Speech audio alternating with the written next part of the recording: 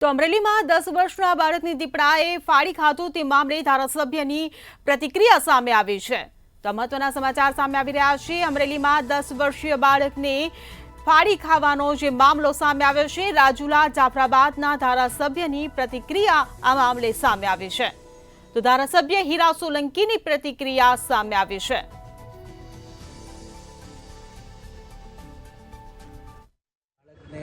દીપડાએ એનો શિકાર કર્યો છે।